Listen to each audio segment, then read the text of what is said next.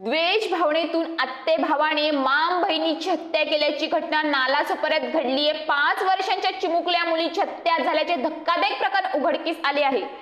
तिच्या 13 वर्षीय आत्ते भावाने गळा दाबून आणि डोक्यात दगड घालून ही हत्या केली आहे। सर्व नातेवाईक बहिणीचा लाड करत होते, ते सहन न झाल्याने त्याने हत्या केल्याचे पोलिसांनी सांगितले। 33 वर्षीय फिर्यादी मोहम्मद सलमान मोहम्मद रमजान खान हे नालासोपारा पूर्वेच्या श्रीरामनगर येथे राहतात। त्यांना 2 मुली आहेत। लहान मुलगी शिद्रा खातून ही 5 वर्षाची आहे। मोहम्मद सलमान खान यांची बहीण देखील घरासमोरच राहते। शनिवारी दुपारी कामावरून त्यांनी मुलगी शिद्रा खातून हिला शाळेतून आणले। संध्याकाळी शिद्रा खातून घराबाहेर खेळत होती, मात्र बराच वेळ झाला तरी ती परत न आल्याने तिचा शोध सुरू केला। मग सर्व नातेवाईकांनी परिसरातील सीसीटीव्ही तपासले।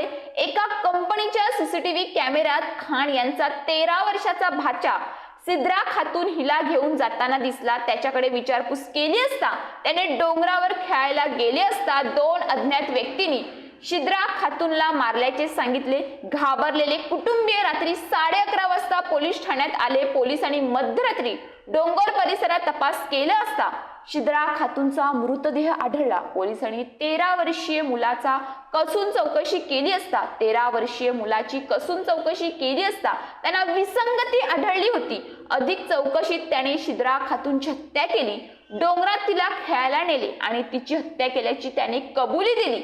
याबाबत माहिती देताना पेल्हार पोलीस ठाण्याचे वरिष्ठ पोलीस निरीक्षक जितेंद्र वनकोटी यांनी सांगितले की शिद्रा खातून ही सर्वांची लाडकी होती।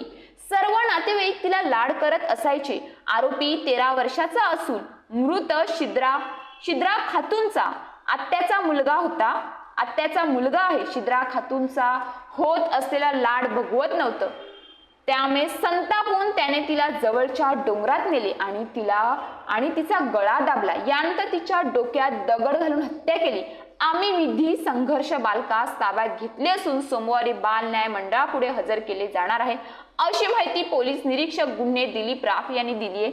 मुलांच्या मनात तिरस्कार, राग उत्पन्न होईल, असत्य असे कृत्य घटना घडत असतात, त्यामुळे मुलांना प्रेमाचे व जिव्हाळ्याचे संबंध जोपासण्याची शिकवण देणे काळाची गरज झाली आहे।